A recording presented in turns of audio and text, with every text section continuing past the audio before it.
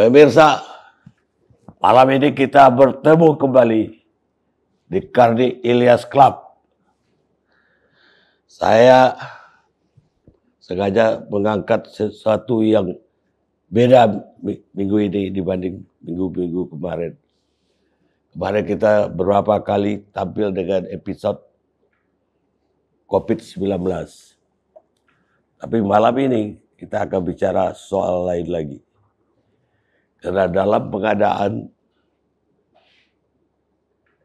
obat untuk COVID-19, ICW itu mensinyalir bahwa ada tangan-tangan pemerintah yang bermain di dalam pengadaan obat ini. Dan khususnya yang dituduh itu obat ivermectin yang waktu itu sempat diproduksi oleh PT Hansen. Di balik PT Hansen ini, ICW menganggap ada tangan-tangan pemerintah. Bahkan diantaranya Ketua KSP sendiri, yaitu Jenderal Muldoko. Nah, malam ini saya sengaja mengundang ICW, Kurnia, selamat malam. Selamat malam Pak Karni. Dan pengacara Pak Muldoko, Pak Oto Hasibuan. Dan selamat malam Pak Oto. Selamat malam Pak Karni. Kurnia, itu Anda sampai ada, bukan Anda ya, lembaga yang Anda wakili, sampai bisa menuduh bahwa ada permainan itu, kenapa awal? Ya, sebenarnya ini bermula dari riset ICW Pak Karni. Sekitar 1-2 bulan kami melihat satu fenomena menarik selama pandemi COVID-19. Dan ini juga bukan riset pertama ICW terkait dengan apa-apa saja yang terjadi dalam COVID-19 dan ada potensi korupsi di sana. Dan kali ini kami coba melihat satu obat yang banyak orang klaim sebagai obat COVID-19. Ya. Ada isu produsennya, ada isu pendistribusiannya, dan ada isu dugaan pejabat-pejabat publik turut mengendorse, mempromosikan obat tersebut kepada masyarakat.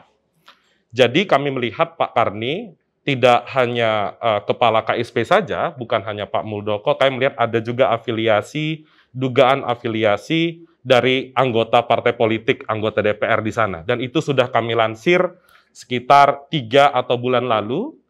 Selanjutnya mendapat tanggapan ternyata dari Pak Muldoko melalui kuasa hukum, ada Pak Oto Hasibuan yang merasa ada poin-poin yang tidak sepakat di sana. Selang waktu berjalan, setelah Pak Oto mengirimkan somasi kepada ICW menjelaskan poin-poin permasalahannya, kalau saya bahas di sini misalnya ada 2 poin, kalau saya tidak salah Pak Oto mengirimkan ke ICW. Yang pertama soal tudingan konflik kepentingan Pak Muldoko dalam ivermectin tersebut. Yang kedua terkait dengan pernyataan peneliti ICW soal kerjasama antara HKTI, karena Pak Muldoko juga ketua HKTI, dengan perusahaan anak Pak Muldoko soal ekspor beras. Dan kami Pak Karni sudah membalas somasi Pak Oto, 2 kali kita disomasi, kita balas dan kita jelaskan Pak Karni, berdasarkan dengan penelitian-penelitian yang ICW lakukan, satu soal ivermectin, sederhananya begini Pak Karni. Pak Muldoko selaku ketua HKTI, kami temukan berdasarkan banyak pemberitaan, sempat bertemu dengan Wakil Presiden PT Hansen, namanya Sofia Koswara. Tadi Pak Karni sempat sampaikan yang memproduksi ivermectin. Pertemuan itu dalam pemberitaan kami lihat ada dorongan dari Pak Muldoko agar proses surat izin edar ivermectin dipercepat. Satu Pak Karni, pertanyaan dorongan kepada pabrik. Iya, ke Sofia Koswara selaku Wakil Presiden PT Hansen. Ya, sejauh itu belum salah dong. Tentu pertanyaan lanjutannya Pak Karni, kenapa selaku kapasitas apa Pak Muldoko menginginkan untuk mempercepat surat izin? Sementara Pak Karni, Polemik Ivermectin ini menjadi polemik karena ada bantahan dari otoritas resmi Indonesia, yaitu Badan POM, menyatakan bahwa belum dibolehkan untuk memberikan surat izin mengedarkan Ivermectin untuk obat COVID. Karena ada kekeliruan informasi, Pak Karni, Ivermectin itu bukan obat COVID. Menurut pernyataan BPOM, adalah obat cacing kalau saya tidak salah. Dan Pak Karni, menariknya, Pak Muldoko kita temukan juga bekerja sama dengan PT Harsen selaku Ketua HKTI, dan itu saya lihat dalam media sosial resmi pemerintah Kabupaten Kudus membagi-bagikan Ivermectin kepada masyarakat. Gratis kan? Pertanyaan saya, dasar membagikan itu apa? Sementara Pak Karni, Ivermectin itu masih dalam proses uji klinis. Jadi ketika itu dilakukan, tentu kita tidak bisa memandang Pak Muldoko hanya sebagai Ketua HKTI. 24 jam melekat status KSP-nya. Semestinya Pak Muldoko memahami bahwa obat ini sedang dalam proses penelitian. Dan PT Harsen, Pak Karni, sudah meminta maaf karena telah mengedarkan obat itu. Ada catatan dari BPOM di sana. Ya, kalau PT Harsen saya bisa menerima lah bahwa dia minta maaf. Kalau hubungannya buruk dengan BP POM, susah dia. Dan kemudian pertanyaannya tadi kan ada dorongan dari Pak Muldoko kepada PT Harsen untuk segera. Ya. Mungkin Pak Muldoko melihat urgen sekali Ivermectin ini. Dan nyatanya memang obat ini lumayan ampuh untuk pasien-pasien COVID. Betul, tafsir subjektif Pak Muldoko mungkin benar. Tapi Pak Karni selaku pejabat publik dan obat itu kan terkait dengan institusi farmasi yang ada penelitian-penelitiannya. Saya mencatat di sini Pak Karni ada Badan Pengawas Obat Eropa, Badan Pengawas Obat dan Makanan Amerika, bahkan WHO pun belum merekomendasikan Ivermectin sebagai obat COVID-19. Di situ sebenarnya polemik pertama. Waktu itu. Sekarang kan udah beredar malah Ivermectin. Iya, saya belum tahu apakah uji klinis itu telah dilakukan setelah selesai atau belum. Sependek pengetahuan saya sedang dilakukan. Itu permasalahan pertama. Permasalahan kedua, Pak Karni, yang cukup menarik adalah soal misinformasi. Dan kami juga sudah mengirimkan surat kepada kantor Pak Oto, karena dalam siaran pers ICW menyebutkan bahwa HKTI bekerja sama atau pernah berhubungan dengan PT anak Pak Muldoko mengirimkan kader HKTI atau petani ke Thailand. Tapi dalam penyampaian di YouTube, rekan saya itu menyampaikan ekspor beras. Jadi kesoalan misinformasi ini telah kami sampaikan kepada Pak Oto dan kemarin juga kami kirimkan ke kantor staf Presiden. Gitu. Ya, artinya bahwa rekan Anda itu salah dalam hal itu. Misinformasi.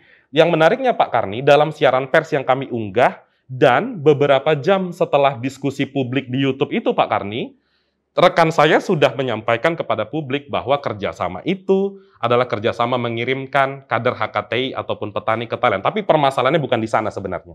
Kurang lebih itu Pak Karni. Dan Anda kan 2 kali udah dapat somasi. Betul. Yang kedua udah dibalas juga. Udah ICW balas. Setelah dibalas kedua gimana Pak Oto? Jadi gini nih Pak Karni nih. Jadi saya mau luruskan dulu nih. ICW ini kan membuat terminologi bahwa mereka melakukan penelitian, research. Nah ini yang saya katakan bahwa saya nggak yakin itu research maupun penelitian. Karena kalau namanya penelitian, itu ada metodologi. Jadi saya mau tanya nanti metodologi yang digunakan itu apa? Kalau metodologi research itu ada metodologi, ada data primer, ada data sekunder, ya kan? Ada sumber yang diwawancarai dan sebagainya kan.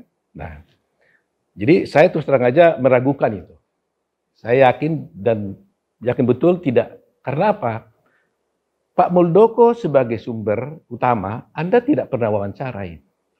Jadi kalau Anda melakukan penelitian, semua sumber Anda harus tanyain. Harsen juga Anda tidak pernah wawancarain.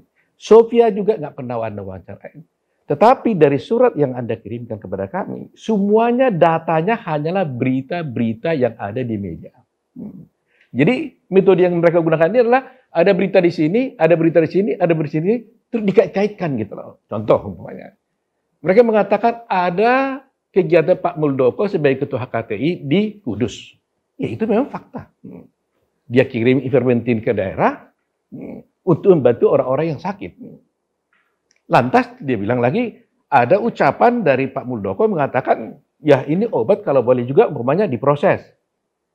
Lantas hubungannya dia berburu rente di mana? Apa lantas dengan kata-kata itu dapat dituduh Pak Muldoko berburu rente? Kan masalah pencemaran nama baiknya itu di situ. Ya, jadi ICW sampai sekarang ini pun tidak bisa membuktikan sama sekali di dalam jawabannya pada kami apa bukti-bukti yang dituduhkan itu bahwa Pak Muldoko itu berburu rente. Ini masalah utama. Nah, itu masalah fermentin. Masalah yang kedua adalah mengenai soal beras tadi itu. Ada dua peristiwa hukum di sana. Satu adalah siaran pers. Satu lagi adalah diskusi publik. Di dalam siaran pers dikatakan bahwa kerjasama yang dilakukan oleh PT Norpe dengan HKT itu adalah dalam rangka mengirim kader ke training ke Thailand. Tapi peristiwa yang kedua adalah diskusi publik mengatakan ekspor beras Pak Muldoko ini. Dua peristiwa ini berbeda. Nah, lantas mereka mengatakan dalam suratnya, kami kan sudah klarifikasi di dalam siaran pers. Nggak ada di dalam siaran pers ada klarifikasi.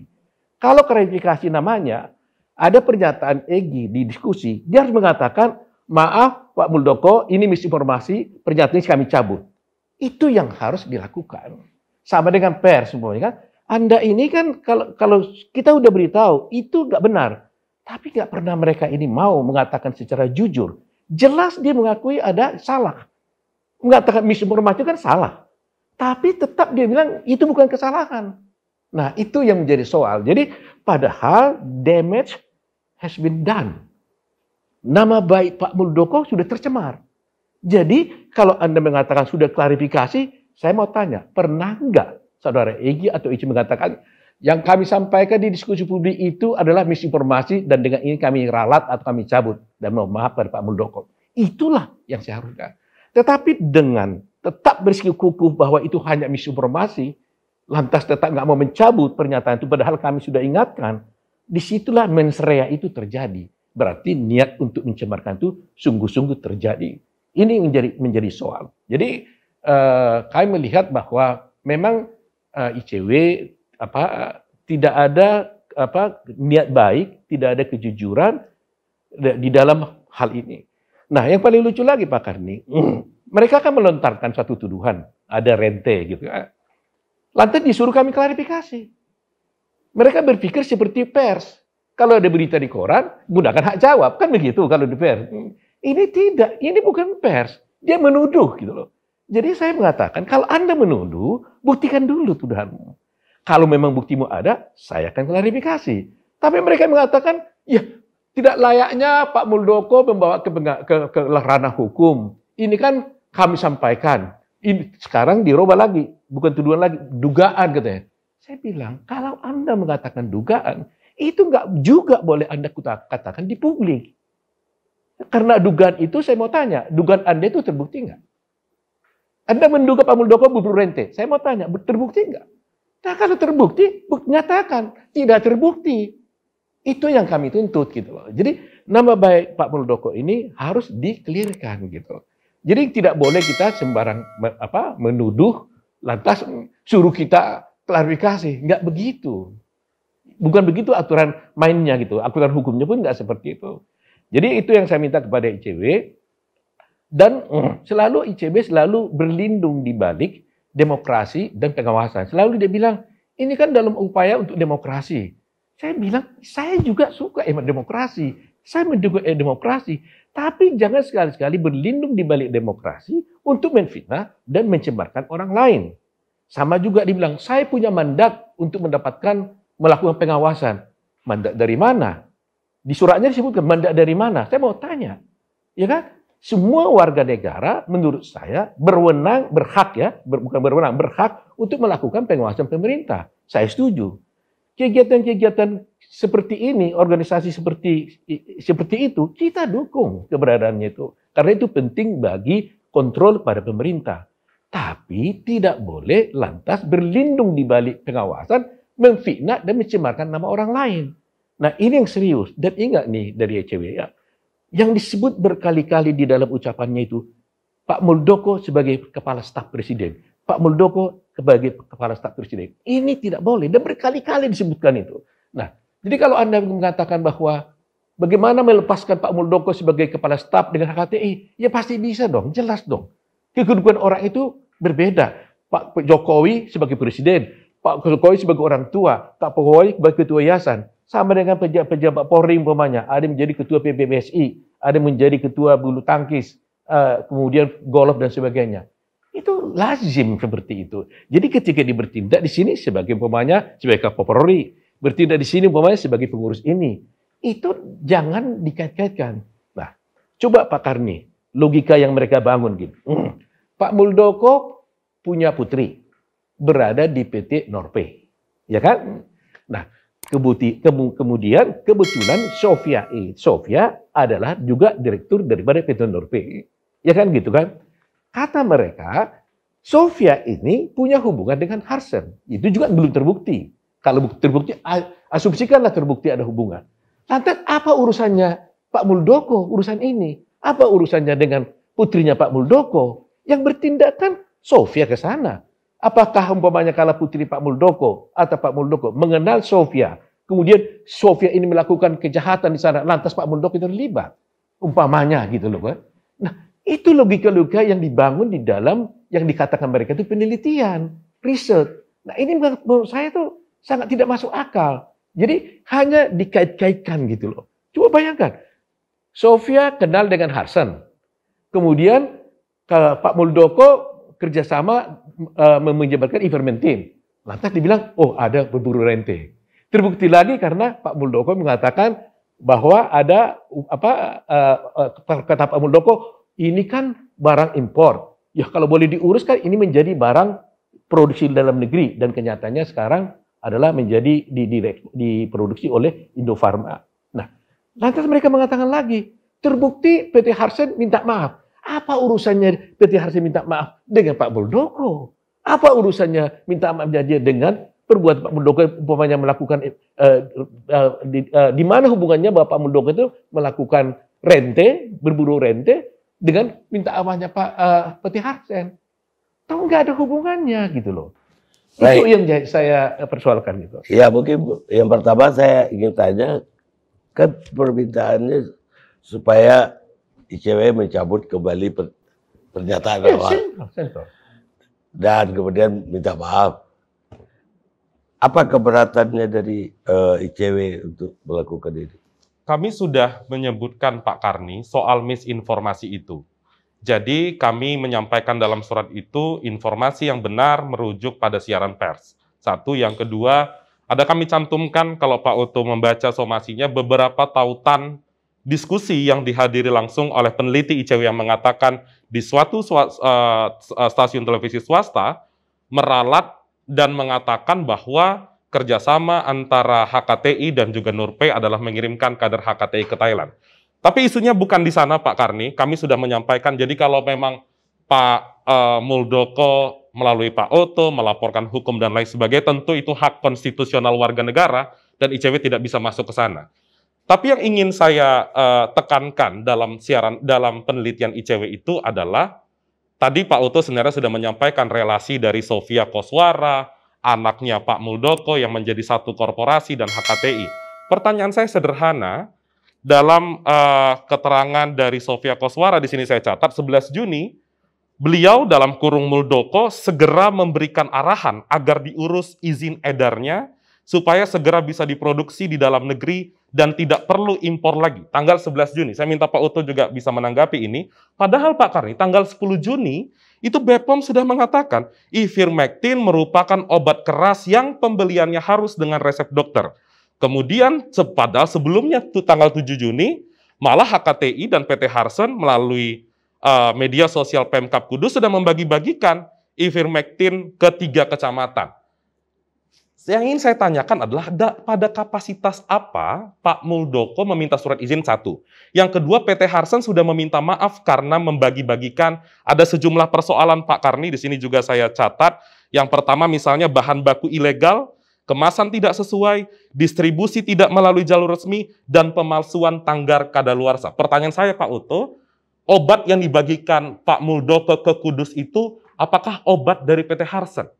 Tentu kalau obat dari PT Harsen sudah meminta maaf. Sependek pengetahuan saya, Pak Muldoko belum pernah meminta maaf soal membagikan obat yang tidak sesuai dengan standar, sebagaimana disampaikan BPOM. Ada undang-undang kesehatan di situ, saya catat pasal 98 ayat 2 junto pasal 196, setiap orang yang dengan sengaja memproduksi atau mengedarkan sediaan farmasi dan atau alat kesehatan yang tidak memenuhi standar, ada ancaman pidana di sana. Dan kalau saya kutip, nanti silakan dibantah seandainya pihak Pak Muldoko tidak sepakat, tapi yang menjelaskan adalah pemerintah Kabupaten Kudus. Jelas sekali, Pemkab Kudus menerima bantuan 2.500 dosis Ivermectin dari Ketua HKTI dan PT Harsen Laboratories 7 Juni. 10 Juni sudah dikatakan BPOM itu bermasalah. Dan juga 23 Juni kembali ditegaskan oleh Kepala BPOM. Status perizinan Ivermectin di BPOM adalah obat cacing. Belum ada uji klinis yang membuktikan obat itu menyembuhkan pasien COVID-19, dan ada juga keterangan saya kutip di sini dari Ikatan Apoteker Indonesia memprotes pendistribusian obat Ivermectin ke Kudus. Itu yang sampai detik ini soal misinformasi kami sudah jelaskan. Tapi soal ini, sependek pengetahuan saya, Pak Oto belum pernah menjelaskan kepada publik, bukan kepada ICW. Itu Pak Karni. Baik, Pak Oto boleh jelasin? Ya, jadi begini. Nah, inilah bukti riset mereka ini hanyalah dugaan hanya dikait-kaitkan itu. Ini pernyataan tadi itu. Nggak ada kaitannya dengan berburu rente. Ingat, yang kami keberatan itu adalah berburu rente. Jadi kalau Anda mempersoalkan umpamanya, Pak Muldoko mengirim ke sana Pak Harsen membagi-bagikan kerjasama dengan HKTI.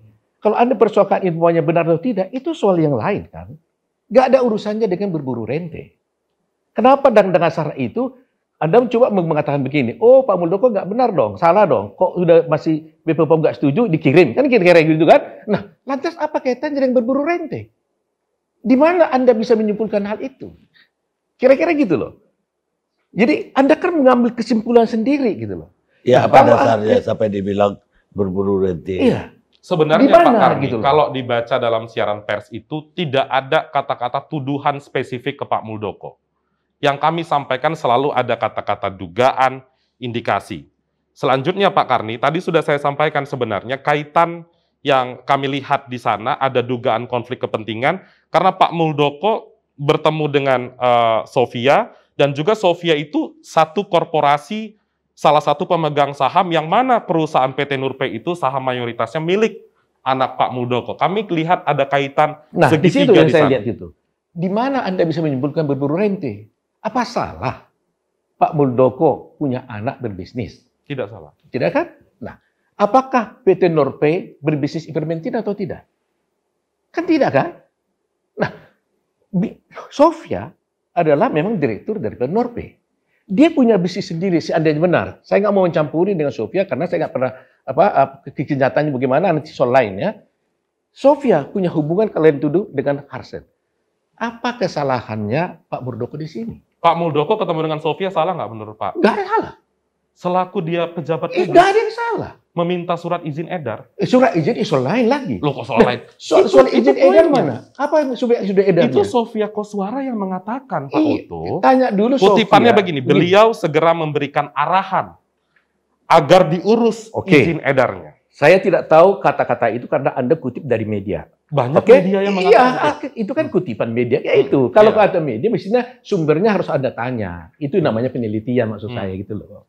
Jadi kalau Anda dengar berita di media, Anda tidak bisa menyimpulkan berita media itu sebagai konklusi Anda mengambil kesimpulan. Kutipan langsung. Iya, walaupun kutipan itu media. Makanya saya tanya Harusnya tanggapan Pak Oto soal ini apa? Oke, jawaban saya begini.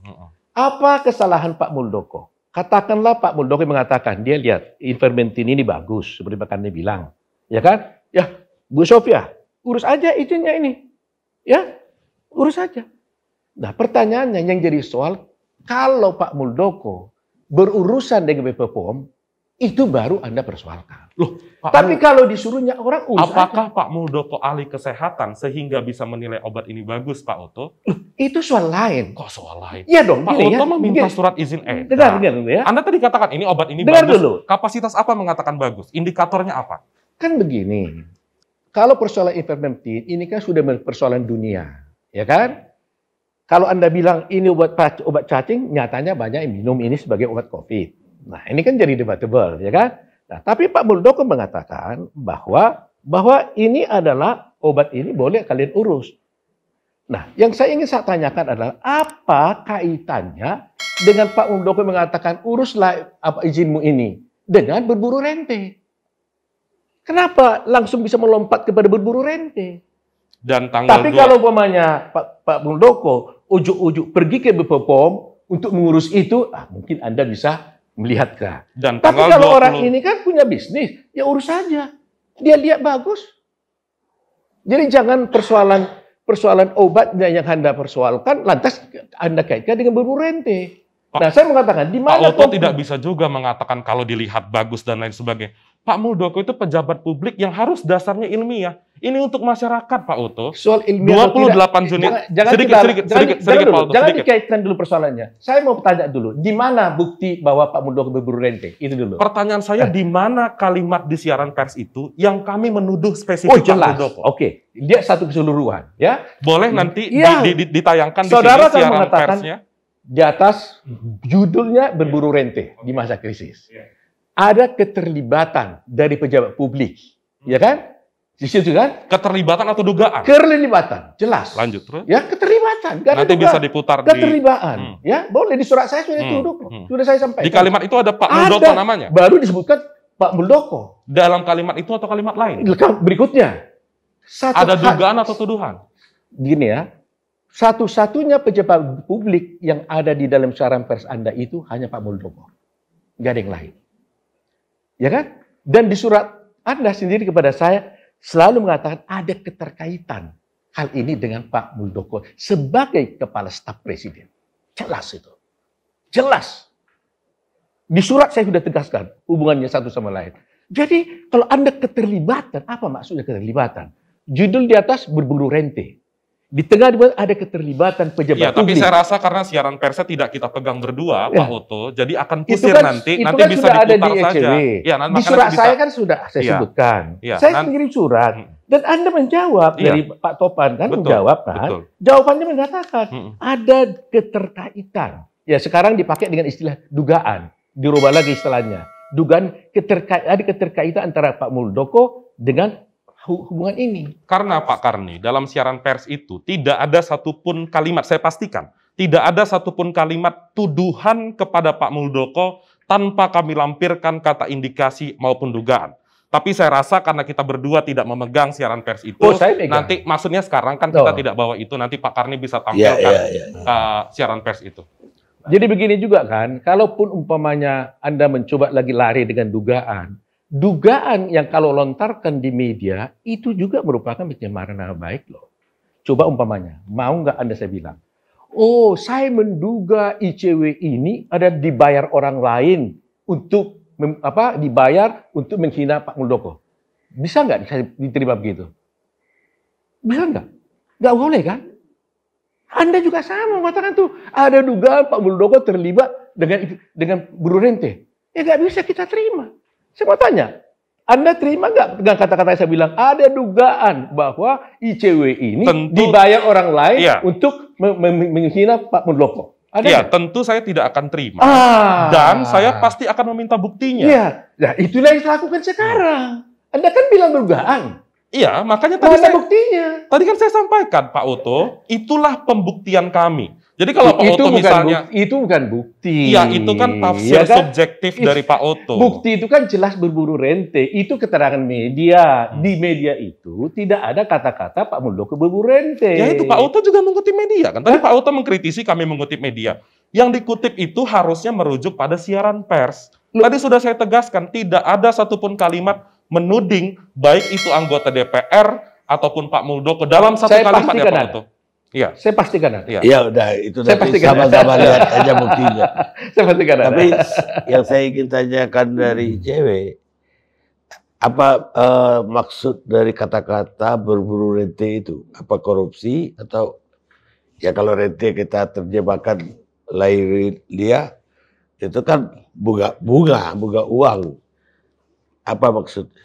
Iya, jadi kan kalau definisi rente atau konflik kepentingan itu sebenarnya sudah banyak dalam berbagai definisi, Pak Karni. Saya ambil satu misalnya, ketika seorang pejabat publik menggunakan atribusinya untuk menekan satu kebijakan agar prosesnya semakin cepat. Dugaan itu kan yang disebut dengan konflik kepentingan. Maka dari itu kami menyampaikan hal tersebut dengan kata-kata dugaan dan juga indikasi dengan harapan agar Pak Muldoko bisa mengklarifikasi hal tersebut. Tapi lagi-lagi kalau tafsir subjektif yang mengatakan tuduhan dan harus dilaporkan ke penegak hukum, tentu itu adalah hak konstitusional Pak Muldoko. Iya. Tapi yang ditekan oleh Pak Muldoko, katakanlah itu menekan, itu kan pihak Ansennya, bukan pihak BP POM kan. Kalau BP POM yang ditekan sebagai pejabat publik itu ada kepentingan. Tapi kalau yang dia tekan, cepat dong diurus tuh. Kalau kita yakin bahwa obat itu bagus misalnya. Artinya kan yang ditekannya ini si perusahaan agar mengurus izin. Ya karena kan ya masalahnya Pak Karni, kita tentu tidak bisa menyamakan kita sebagai masyarakat biasa dengan Pak Muldoko selaku Kepala Staf Kepresidenan. Tentu ketika dia menyampaikan itu bisa berbagai tafsir diterjemahkan oleh Sofia Koswara, orang yang didengar oleh Pak Muldoko sehingga dia mengeluarkan pernyataan itu. Makanya dari dulu, berapa minggu lalu yang selalu saya tanyakan kepada Pak Muldoko, sebagai kapasitas apa, keahlian apa, Pak Muldoko mendesak surat izin pengedaran ivermectin. Sesederhana itu.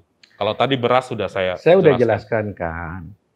Pak Muldoko tidak pernah menekan atau meminta BP POM untuk mengeluarkan surat itu. Dia kan minta kepada, kalau itu benar ya, saya juga kan belum tahu ini benar atau tidak, apa betul Ibu Sofia ngomong begitu, itu kan ada kutip dari berita, ya kan? Nah, andaikan itu benar, lantas dia bilang urus aja urusan ini, apa yang salah? Kalau ternyata barang ini memang tidak memenuhi syarat, toh juga BP POM akan menolak kan? Apa yang salah? Kecuali ada peraturan yang dilanggar disuruh oleh Pak Muldoko, tolong itu bereskan, enggak? Urus aja ini surat apanya, ivermectinnya. Kalau membagi bagian obat ke Kudus di tengah permasalahan uji klinis, jawaban Pak apa katanya dengan bubur rente? Enggak, yang saya tanya, ketika Pak Muldoko membagikan obat ke Kudus selaku Ketua HKTI, di tengah belum selesainya uji klinis obat ivermectin, apa pandangan Pak Oto? Menurut Pak Oto itu hal yang benar atau tidak? Saya kira wajar. Emergency case. Emergency. Anda nggak usah berbohong. Masyarakat Indonesia minum ivermectin berapa juta orang? Pasti banyak. Itu fakta. Kita nggak usah bohongin. Fakta iya. Itu fakta. Permasalahannya apakah obat itu mengobati COVID atau tidak? Jawabannya, saya tidak pernah mendengar gara-gara ivermectin orang mati. Tapi saya banyak mendengar gara-gara ivermectin orang sembuh. Anda mendengar BPOM menyatakan bahwa itu obat? Itu saya nggak bilang BPOM. Siaran pers resmi dari Badan POM tidak boleh mengedarkan obat ivermectin secara cuma-cuma. Makanya Harsen diminta maaf kan? Iya. Kan begitu HKTI? Kan? Makanya saya bilang kan, Pak Muldoko merasa yakin dalam emergency, Kudus sudah sakit semuanya. Obat tidak ada. Dipercayai bahwa ivermectin bisa menyembuhkan. Spontan dong dia dong. Sebagai seorang hak itu HKTI, dia spontan, bakti sosial, dia serahkan. Nah, sekarang yang mau saya tanya, apa kaitannya Anda dari sini, Anda bisa menyimpulkan Pak Muldoko berburu rente? Iya, jadi itu dulu. Jadi sebenarnya ini kan gitu. Jadi maksud saya mau lihat gini, Anda kan ingin mengatakan Pak Muldoko kan salah dong.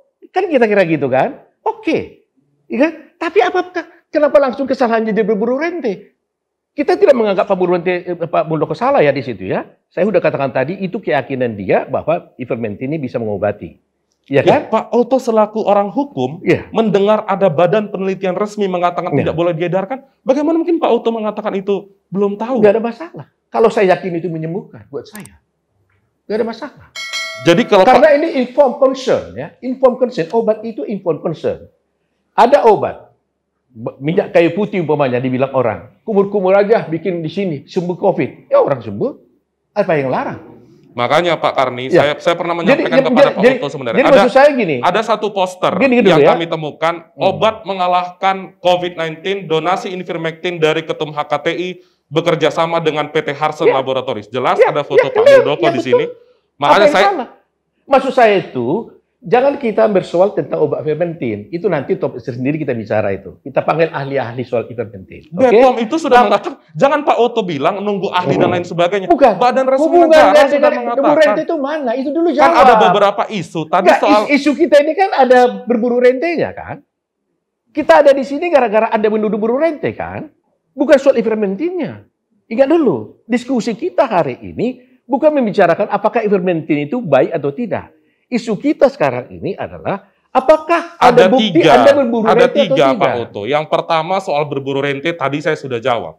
Belum Yang Anda kedua jawab. persoalan Belum Pak Anda Otto. jawab. Persoalan Pak Otto menerima atau tidak penjelasan itu secara subjektif Ya. silahkan. Loh, itu yang saya Persoalan katakan. kedua ketika Pak Muldoko membagikan obat. Yang Ya. ketiga soal misinformasi. Dan saya rasa tiga hal itu sudah dijelaskan. Misinformasi, Anda hanya bilang informasi. Kalau itu Anda akui sebagai misinformasi, Anda harus mencabut bahwa yang keterangan yang dulu itu nggak benar. Anda harus cabut. Dan nyatakan minta maaf. Kalau Anda tidak cabut, hanya misinformasi yang mana? Yang siaran pers atau yang diskusi publik? Berarti Pak Otto tidak membaca somasi yang kami kirimkan. Dua somasi kami mengatakan yang di YouTube itu adalah misinformasi, merujuk kepada siaran pers. Berarti Pak Otto belum baca. Oh, ya, saya baca dong. Masa persoalan? Kan Anda sudah kita somasi. Iya. Kita minta supaya mencabut. Anda Iya. cabut nggak? Kami Kan sudah setelah mengatakan- kita somasi bala Anda ralat. Kita minta nggak boleh seperti itu dong. Makanya saya bilang, Anda mau saya tuduh nggak di publik bahwa umpamanya ICW itu menerima uang dari orang, terus setelah itu Anda klarifikasi, oh tidak, selesai gitu, mau? Iya, buktinya apa kalau Pak Otto mengatakan Loh, itu? makanya saya tanya sekarang Anda, buktinya Anda mengatakan bahwa itu adalah Pak Muldoko adalah melakukan berburu rente mana? Kan tadi udah mulai masuk bukti kan? Iya, saya rasa kalau saya ulangi lagi Kan jadi gitu kan? jadi Ya, berulang-ulang ya. diskusinya. Yang ingin saya tanyakan, apakah ICW masih pada pendapat semula? Artinya tidak akan meminta maaf atau mencabut kembali pernyataan tentang Pak Muldoko yang berburu rente tadi. Pertama, ICW tidak pernah mengatakan spesifik Pak Muldoko berburu rente. Tapi kajian yang ICW keluarkan, sampai detik ini saya pastikan kami masih yakin. Yang kedua, soal pernyataan ekspor beras, kami sudah mengirimkan bahwa itu adalah Ya kalau misinformasi. impor beras sudah clear lah. Iya. Buat Ya, saya belum betul. clear Pak Karni karena dia tidak menyatakan di publik. Dia menyatakan di publik soal itu, dia harus cabut di Pak publik. Karni, kami sudah Ya. mengirimkan siaran pers Ya. itu ke jurnalis, kuasa hukum Tidak kami ada di sudah sana mengatakan mencabut berita itu. persoalan jurnalis mengabarkan dalam pemberitaannya tentu bukan ranah ICW. Tapi kami bisa pastikan apa yang kami katakan misinformasi itu sudah dikirimkan ke banyak jurnalis untuk bisa kemudian diberitakan. Karena memang jelas bahwa isu ekspor beras itu sudah clear. Jadi itu berarti ditangkap saya sebagai- bisa menuduh Anda, lantas saya katakan pada publik, oh setelah ditegur, saya bilang, oh sorry, misinformasi, selesai gitu aja. Orang sudah tercemar. Iya, Pak Otto. Tercemarnya ini harus dipulihkan. Iya, Makanya kita minta, ya kan? Ya terserah Anda nggak mau minta maaf, terserah itu nanti soal lainnya. Tapi bagi Pak Muldoko itu sangat penting karena Anda sudah mengatakan sebagai kepala staf presiden namanya telah dicemarkan karena Anda sudah mengatakan iya, tadi ada misinformasi. dalam forum YouTube Pak Karni ini saya sampaikan bahwa informasi ekspor beras itu adalah misinformasi. Karena yang harus dirujuk adalah siaran pers dan diskusi publik yang dihadiri oleh peneliti ICW. Anda minta maaf? Selesai. Kami pada posisi misinformasi. Tidak minta maaf. Udah misinformasi nggak minta maaf. Sudah 2 kali kami berkirim surat kepada Pak Otto, Ada kami yang- sampaikan soal misinformasi. Tidak ada saudara mau minta maaf. Makanya saya bilang, kalau itu dibiarkan ya Mas ya, begini. Saya tuduh orang. Orang itu koruptor. Lantas orang itu komplain ke saya, somasi saya. Oh, saya bilang itu misinformasi. Selesai. Kan tidak cukup seperti itu. Karena setelah itu ada proses ralat informasi, Pak Tidak Oto. ada pernah Anda ralat, tidak. Makanya Tidak saya ada. bilang Pak Karni, Pak Oto ini belum baca Loh, somasinya berarti. saya lawyer nggak baca. Loh, Tidak dalam ada surat Kak. yang kedua itu ada kami tampilkan Pak Oto link tautan YouTube di satu televisi Anda swasta. tidak pernah mengabulkan permintaan kami. Kalau Tadi Anda Pak mau Oto mengatakan kami belum ralat, ralat. ralat resmi di media, nyatakan minta maaf. Kami Itu sudah permintaan. mengatakan di salah satu televisi swasta bahwa kerjasama Nurpay dan HKTI adalah mengirimkan kader HKTI ke Thailand. Tapi Anda Dalam siaran pers dan juga dalam diskusi publik di salah satu televisi swasta. Jadi saya rasa kalau Begini ya, ini terus menerus surat Anda diulang-ulang. itu tidak seperti itu. Tapi saya kira ini udah diulang-ulang. Surat Anda itu hanya mengatakan ada siaran pers. Di sini mengatakan ke Thailand. Tapi ada diskusi publik yang mengatakan bahwa ini ekspor beras. Setelah itu ada diskusi publik nggak Pak Oto tahu? Apanya? Setelah kami diskusi Oh, publik saya di tidak YouTube, tahu. berarti Pak Oto nggak baca somasinya. Loh, sekarang saya sudah katakan, kan kami sudah mensomasi minta. Iya, Minta di publik minta maaf. Oke. Sudah minta maaf nggak? kami sudah mengatakan itu misinformasi. Minta Baik, maaf baik. nggak? Jangan kita artinya saya menangkap bahwa cewek tidak akan minta maaf. Oh iya, ya nggak Nah, apa-apa. terus baik yang soal beras ataupun soal Ivermectin. hiperbentin. Nah, terus apa sikap Pak Muldoko kalau ini tidak terjadi? Posisi Akan terus- kita sekarang jelas ya. Tadi saya berbicara dengan Pak Muldoko. Sekarang nanti akan kita putuskan. Apakah kita masih berikan kesempatan terakhir buat mereka untuk minta maaf dan mencabut, atau kita mau langsung lapor polisi? Itu nanti kita putuskan. Ini karena 17 Agustus kita mau rehat dulu lah sebentar lah. Ya, tapi Habis kalau 11 dari itu- diskusi ini saya tangkap tidak Ya. akan pernah terjadi. Ya, permintaan mungkin maaf. Pak Faris sudah bisa menduga langkah selanjutnya dari Pak Muldoko dengan melihat ini. Baik deh pemirsa, itulah obrolan kita senja sampai malam ini. Dan sebagai kenang-kenangan saya mau, mungkin Pak Oto belum pernah baca. Oh, Terima kasih Pak Karni. Maksudnya ganteng kali di sini nih. Hah? masih umur Hah? 10 Masih tahun ganteng lalu, nih, ya? 10 tahun lalu. Mantap Pak. Kita ketemu lagi pemirsa di Karni Ilyas Club yang akan datang.